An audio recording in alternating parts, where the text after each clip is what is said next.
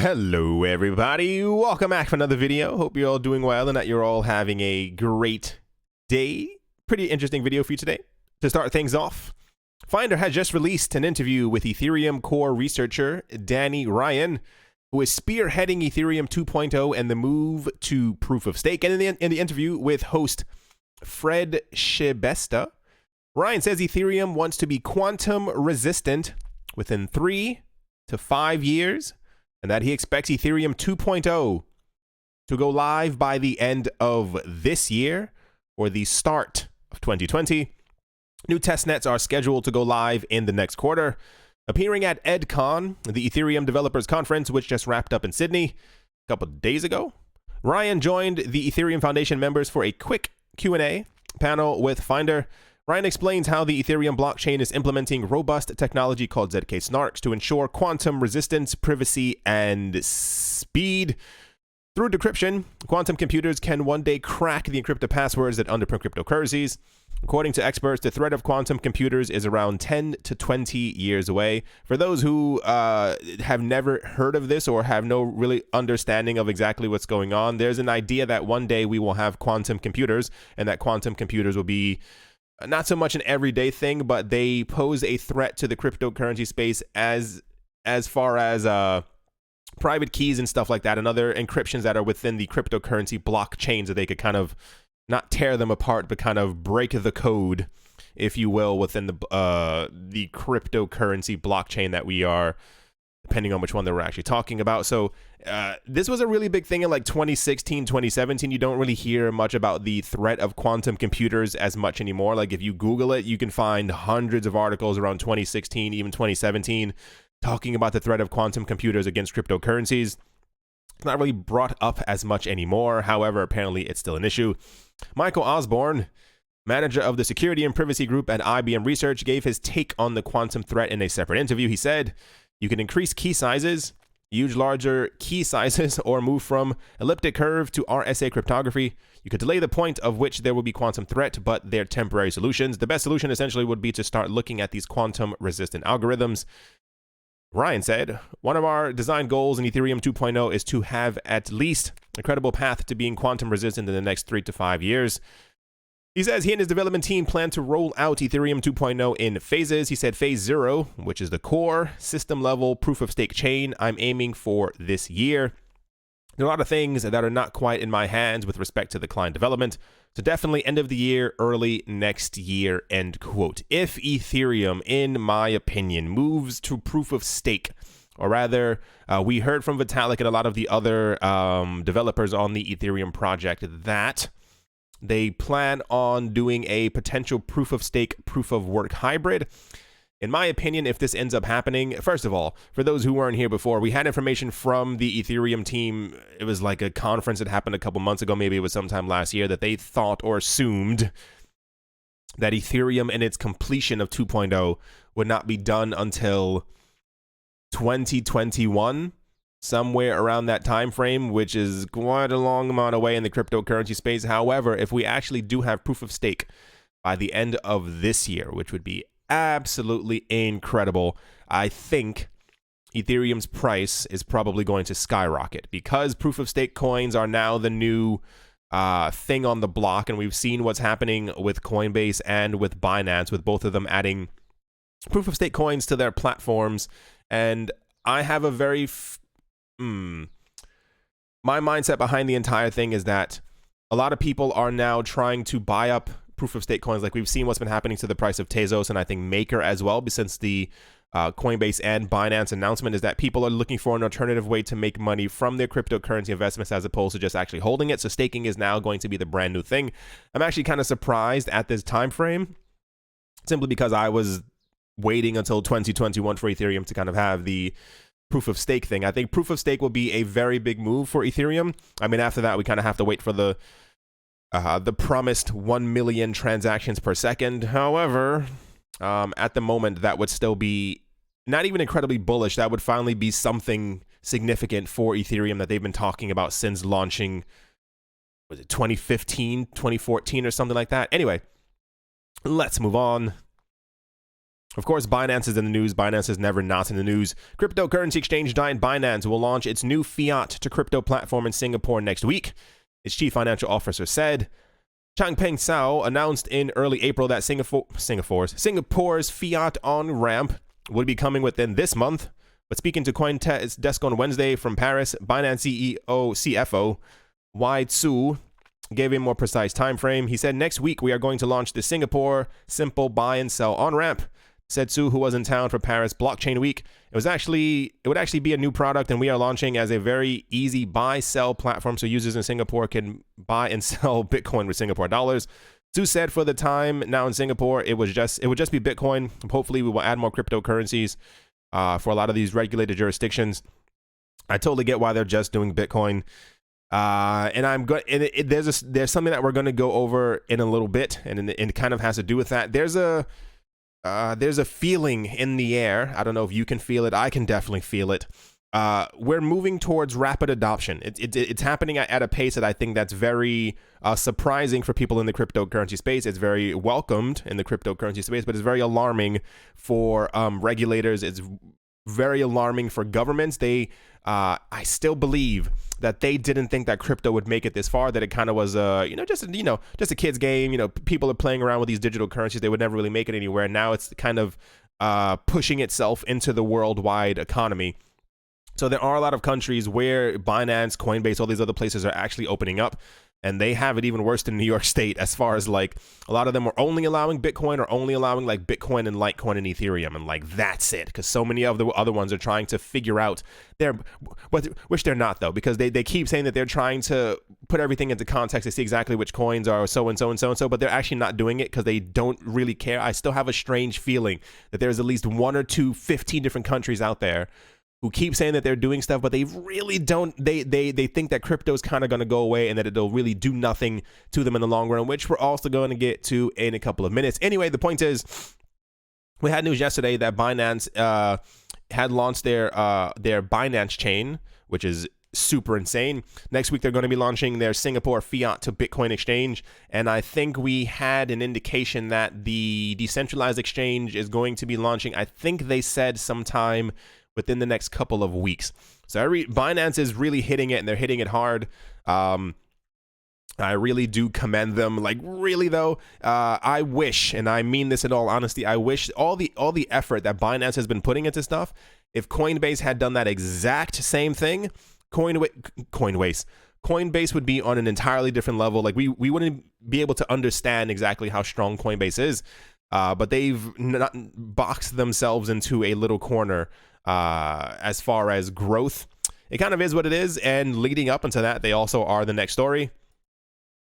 Cryptocurrency exchange Coinbase is expanding crypto-to-crypto conversions and trading services to 11 more countries. The San Francisco-based firm announced the news in a blog post on Wednesday, saying that customers in Argentina, Mexico, Peru, Colombia, Chile, India, Hong Kong, South Korea, Indonesia, the Philippines, and New Zealand can now access crypto-to-crypto exchanging services. The company said that it is offering the services via both Coinbase.com as well as Coinbase Pro.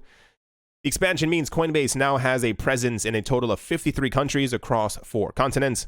From earlier, 32 countries and 2 continents, according to the announcement. Relatedly, the exchange detailed that direct trading between cryptocurrencies on its platform has overtaken traditional fiat crypto trading across the globe. They have a little chart right here. And this year, the dark blue one are the crypto-to-crypto trades.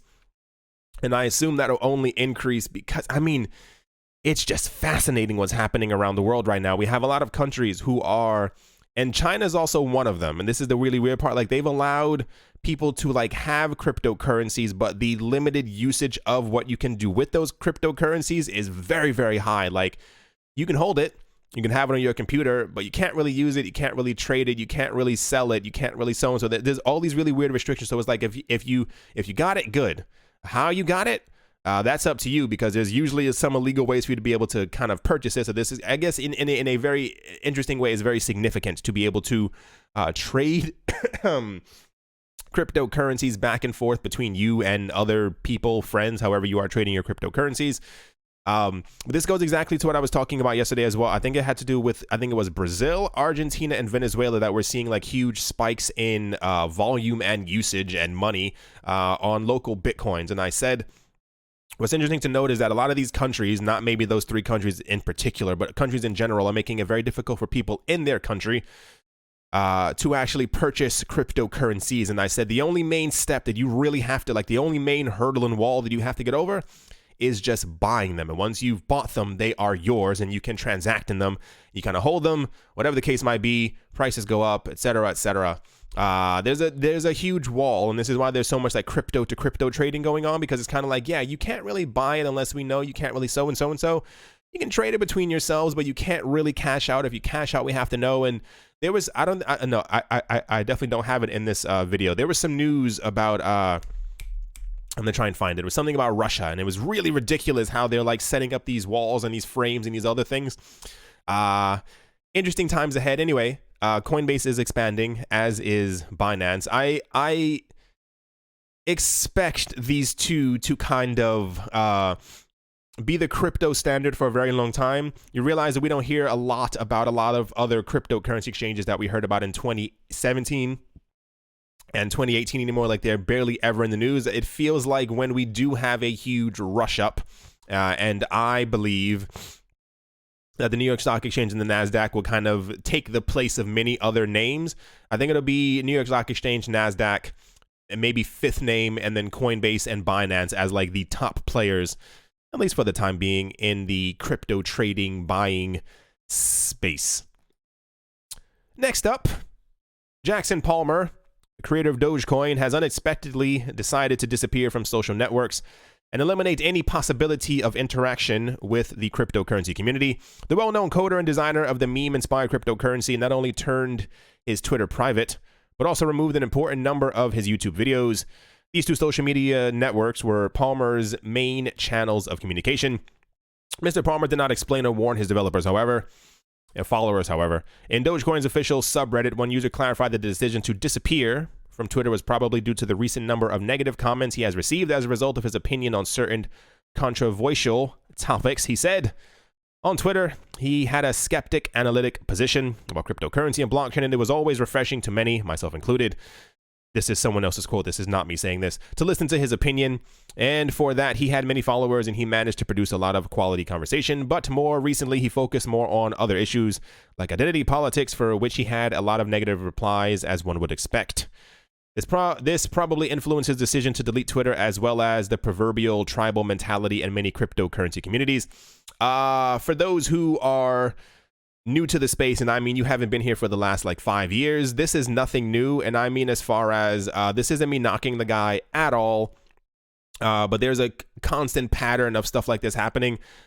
So this guy created Dogecoin as a joke coin, or so he saith. He said he created Dogecoin because he wanted to be part of the cryptocurrency space, but this was at a very interesting time in cryptocurrency's history.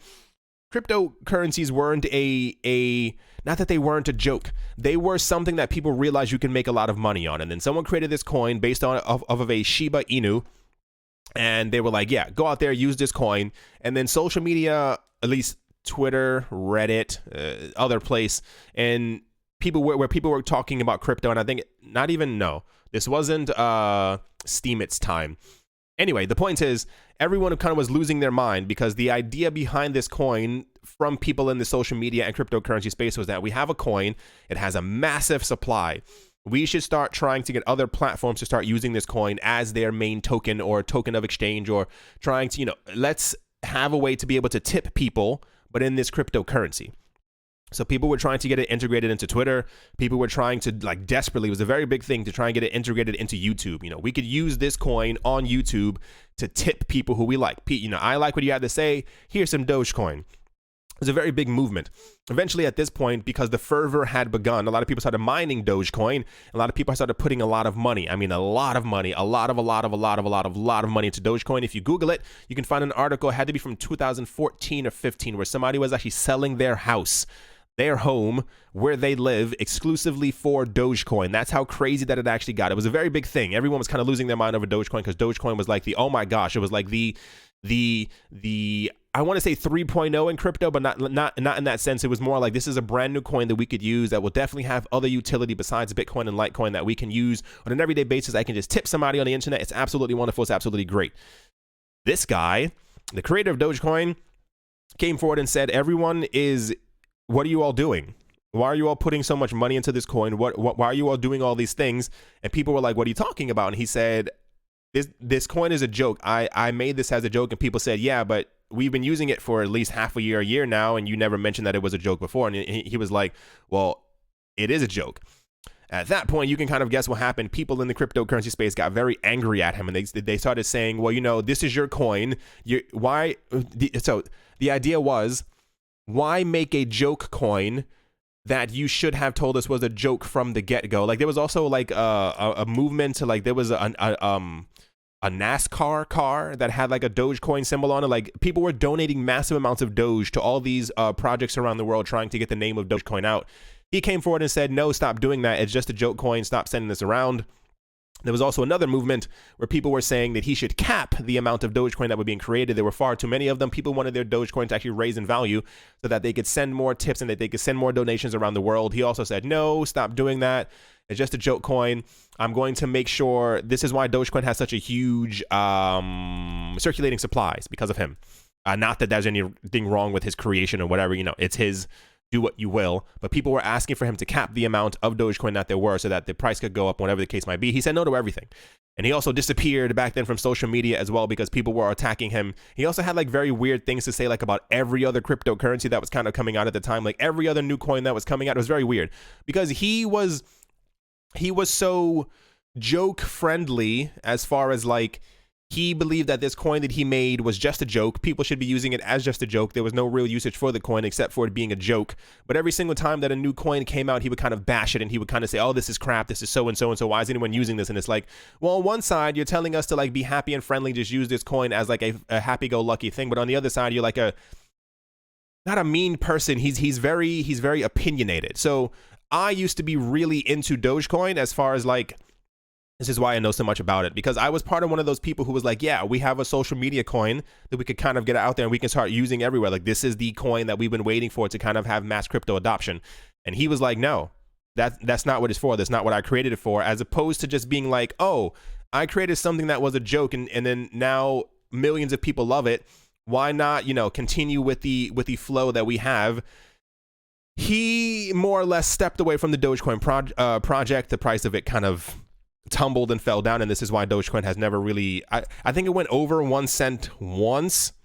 That's about as far as it has gone. Anyway, the point is, him disappearing from social media is nothing really new. He's hyper opinionated on a lot of things, which is really weird because he touts himself, or has touted himself before in the past, at least my opinion, as this very like, no, it's fine, no, it's cool, no, it's okay kind of thing when it comes to that. Anyway, the point is, he'll probably pop back up in the next couple of weeks. A lot of people disappear from social media.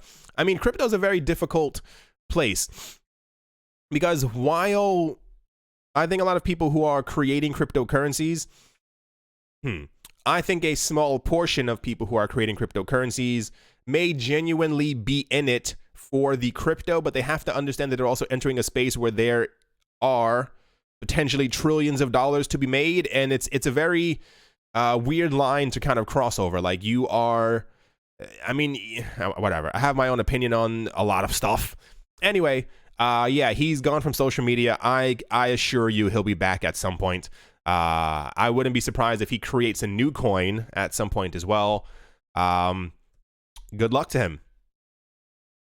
To kind of finish things off, this is probably the greatest thing I have ever heard in my entire life. The Reserve Bank of India will not even bother to study the possibility of testing the impact of crypto and similar virtual tokens on the development of a new regulatory framework for fintechs.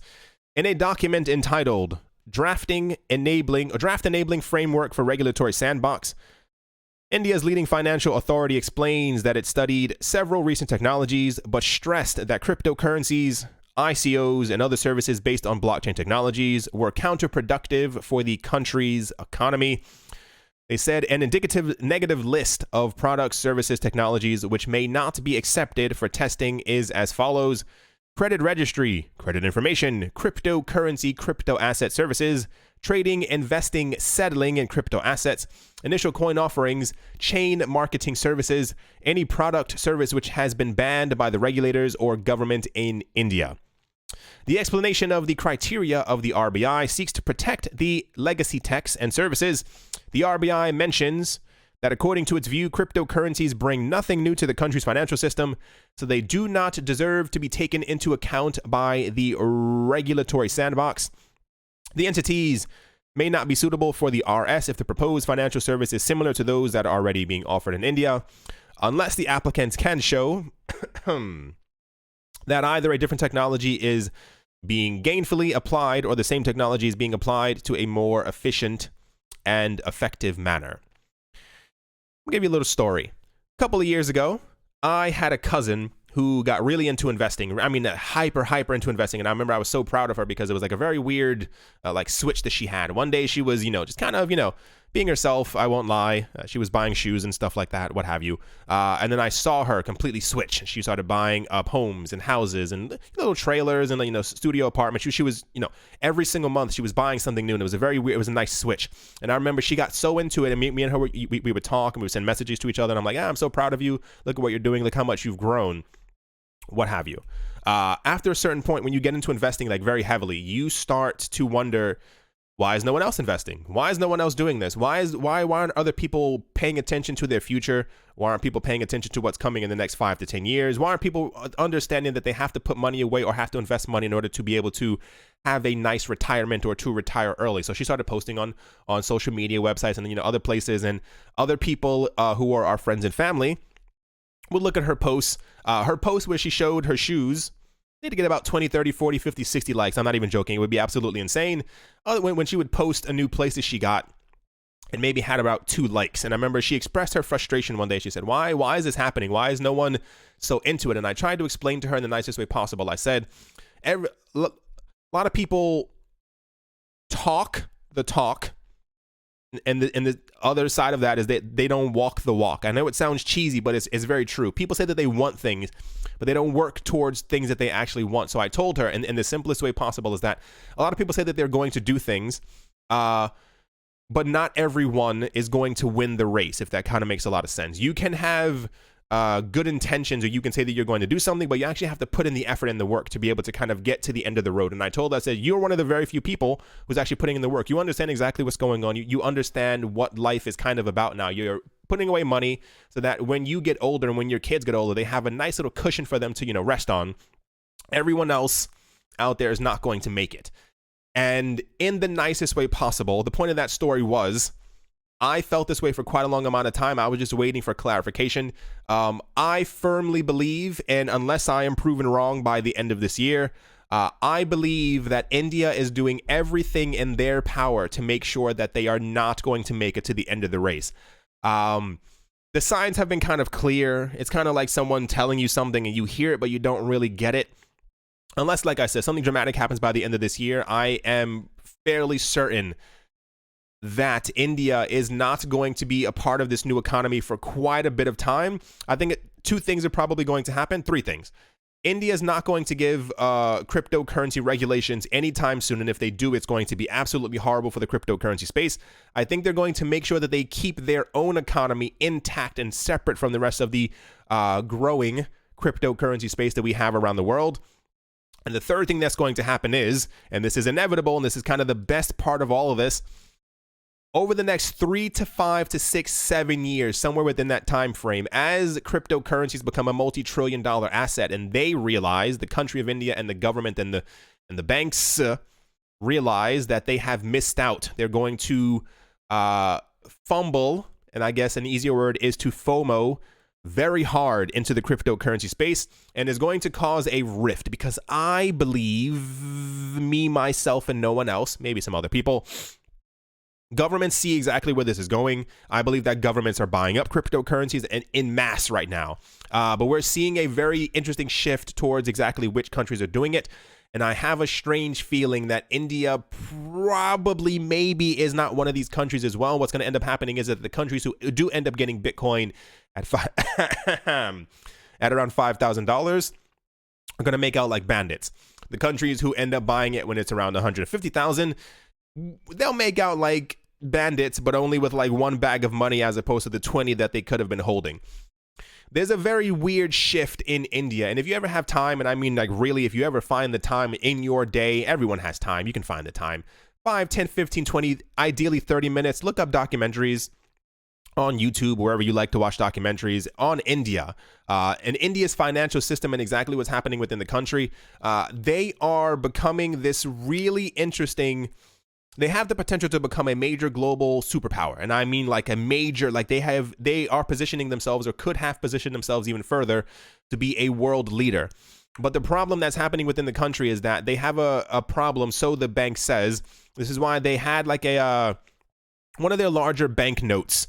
I think they got rid of it around 2 years ago. They made people stand on lines for hours and days to kind of, I think, they hand the money back in to receive smaller notes, because they said that the problem was that people using paper money in their country was causing people to, not pay taxes because they, get around it from these, gigantic number notes. So they gave everyone smaller ones. And now there's a theory that India could potentially be moving towards a digital future, because they want to be able to track it. Because I think the estimated number is that they're losing billions of dollars every single year from money that they could be getting from taxes. And they believe that those extra billions of dollars, so they say, could go towards infrastructure and building things. I don't know. Most countries tax heavily and the money kind of goes nowhere. Anyway, the point is that as many countries around the world are thinking of going digital, this is a very pivotal time. Am I using that correctly? This is a very interesting time in this space, because as a country, if you're trying to go digital and you're trying to keep track of all payments that are happening within your country, you can't necessarily do it if people are using Bitcoin, if people are using Litecoin, if people are using any other coin, especially Zcash, Dash, blah, blah, blah, all these other coins that are kind of going around out there. And what I think, from what I've been reading the last 2 years and what I've been watching and studying about the government, is that it feels like what they're trying to do is they're trying to keep the power centered, very, very focused within themselves, as far as we can do it, we are going to do it, and we can't lose any power or so-and-so in the process. But that's going to be a very big issue for them, because they won't have a choice eventually, because I don't have the chart here, and I wish that I did. As far as like the growth and adoption rate of cryptocurrencies around the world, I think we get millions of new people every single year, and that's every single month, and that's not like a fake number either. Like, we're getting millions of extra people. I mean, we are 8 billion people on the planet, so it does make sense. A million is kind of a drop in the bucket, but we're getting millions of people every single month who are getting into the cryptocurrency space. Like, you can't stop the wave anymore. Like, it's coming for you. It's going to completely collapse over your country. But the countries who are actively suppressing it, telling people that you can't do it, that you can't get into it, you can't buy it, you can't have a bank account associated with it, I think in the future these countries are going to have a very difficult time integrating themselves into it, because there are also an enormous amount of countries who are not. Remember, I said before, there are some government agencies who said 2 years ago that they were going to be doing stuff and they haven't done it. And then they admitted 2 or 3 weeks ago, that they actually haven't been studying it at all. And now they're looking to hire new people who actually know what's going on, because they had no interest in studying it at all. I can only imagine what certain countries around the world who do not like cryptocurrencies have been actively suppressing cryptocurrencies. They aren't paying attention at all. They're not reading, they're not buying, they're not hedging, they're not doing anything. And especially when we have a huge situation right now where so many countries around the world are going through like hyperinflation, I love it. I'm sad about the situation that other people have to go through in these countries because of mismanagement of funds as far as hyperinflation and it being very difficult for them to be able to buy food and care for their families. However, on the other end of it, it's this very weird, like, parallel paradox soul universe thing, like, where they don't, there must be someone in their administration, someone financially, someone besides just their reserve bank, an economics professor maybe, who's like, hey, all those other countries are gearing up for something. They're talking about this becoming a multi-trillion-dollar asset space. Maybe we should jump in. Maybe we should put a toe into the pool. Maybe we should allow other people. I mean, but I get it, because it's very difficult. You can't, in a country that, and it's not just this one, there's many countries around the world where there's a distrust for government and distrust for monetary policies and distrust for the central bank. When you tell people or allow people, especially people in many countries who have no access, zero access to banks or financial services, and you tell them, hey, there's an alternative to us. You see that over there? Yeah, they're a lot better. They won't ever experience hyperinflation, and your money's always safe. Why not use them instead? It's very difficult because you try to keep the power within yourself, and this is what I find so fascinating, once again, about all the stuff that I heard in 2013, 2014 from people who were masters in the cryptocurrency space, even now, about what they saw coming in the future, and this really weird fight and struggle against it that you can't really stop anymore. The only way to kind of stop it is for every country to kind of bang their hammer and go, nope, it's all banned at the exact same time. But there's so much money behind it, and this is what I also find really fascinating, is that so many countries around the world, like, you've seen how the world works. Like, laws are made because of money. Things are put into place because of money. Entire communities, entire towns, entire cities are built up because of money. The people who hold the money hold the power. And now we have situations where some of the largest people and richest people in the entire world are buying up cryptocurrencies and talking about cryptocurrencies and integrating cryptocurrencies and doing so and so with cryptocurrencies. That these people now have the power. These people are controlling where the world is going to go financially as far as the cryptocurrency space. It is a shame, I do admit, that it will take many more years for India to kind of get it together. I would be shocked, and I mean shocked, if by the end of this year, India even allows cryptocurrencies or allows even a couple of coins to be used. It's dangerous. It's dangerous for their economy. It's dangerous for their system. It's dangerous for their government. It's dangerous for their central banks, who have an enormous amount of power. Once again, keep in mind, I believe we are going to win one way or another. This isn't me being cocky. It's more like mathematically, like, you can look at the analysts, you can look at the charts. If you've been studying, if you've been paying attention to it, the amount of coverage that we get in the news, the amount of integration that we have into world financial systems, we're not being integrated into stock exchanges that you've never heard of. Like, this is where real money comes to play. It's going to happen eventually. We're having calls now this year, people talking about over the next 18 months, Bitcoin is going to hit between $50 and $250,000. These calls are being made. So you have to understand exactly where the space is going to go. Once again, not everyone is going to make it. Not everyone is going to make it to the finish line. But some people will make it to the finish line, but they'll be dead last.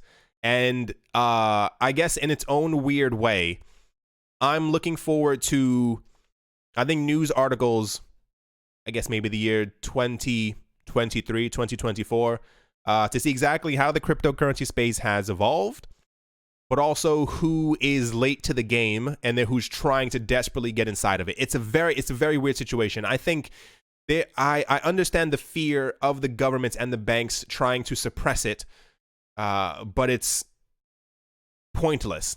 And it would have made so much sense. Imagine a situation where, not naming any specific countries, if 2 or 3 years ago when crypto started, bubbling really big, if they took the time, 3 years is a long time to study something. Imagine if they just studied like a page a day, studied exactly where this space could go, exactly how big it could be, and everyone on their panel, everyone in their government, everyone in their whatever, understood the benefits of cryptocurrencies, bought as much Bitcoin as they could have back then when prices were extremely low, and started educating their people and their citizens on exactly what this was, what it was going to become, and exactly how it could be used.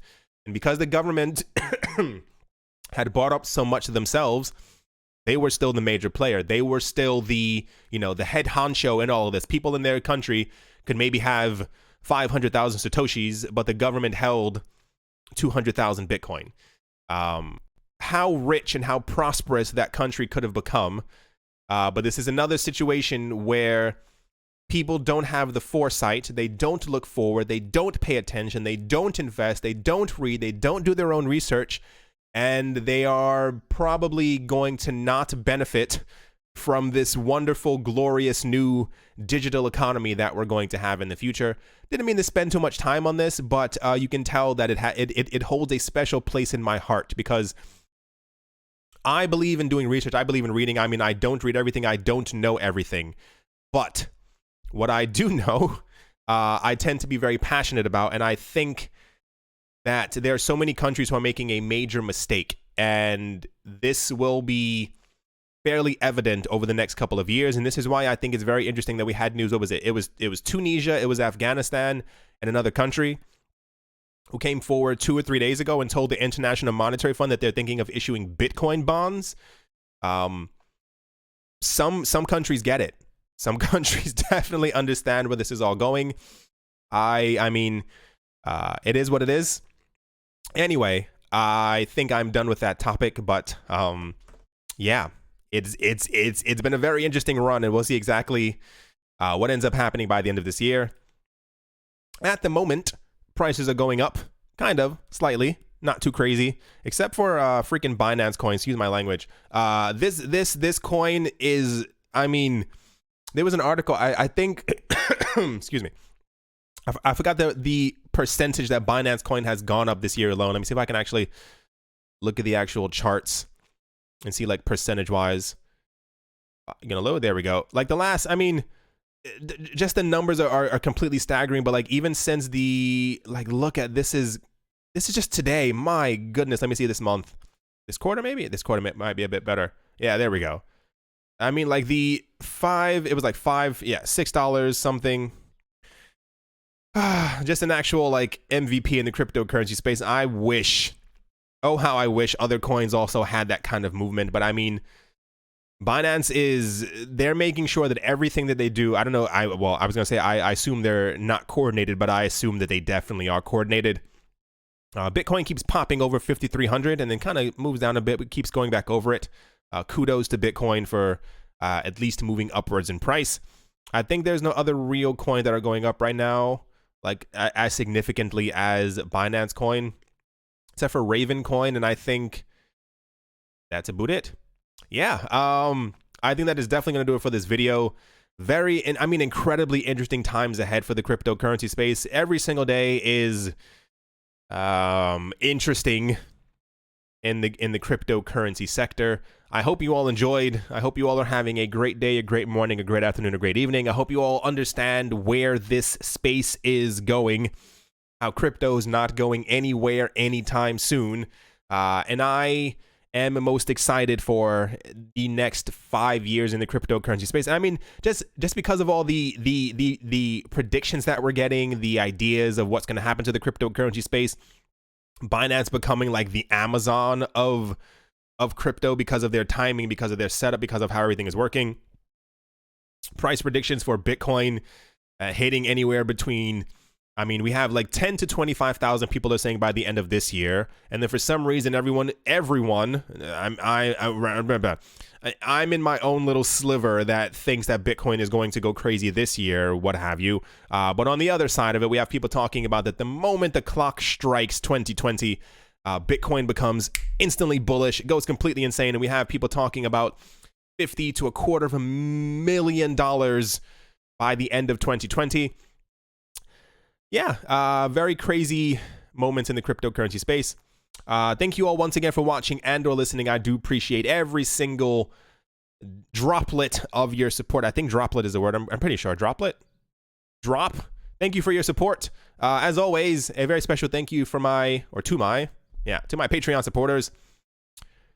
They are Professor Wally from Gunbot University, SC Verzeli Fine Art, Brady Niels, L. Doug, Jared Schneider, Wise Night Owl, Shaolin Fried Rice, Gil Boa Snake, Crypto Joe, Carl Birchenoff, singer, songwriter Mike Savitz, Rai, Yasha Harari, Amy Starsheen, Jeffrey Ramsey, Crypnotic, Crypto Artist, Coldy 3D, Nicholas One Earth, One Piece, One Love, Setsuna, Nick Kanaya, Richie Rich, The Third, RF Dusty, Cody, Vlad the Impaler, Paxis, Jeremy Fox, Jim Gardner, Minting Coins, Arthur Yaku, Nick Mangialavori, and Anthony Charles.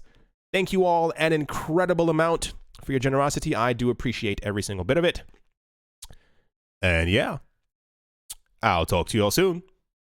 See you.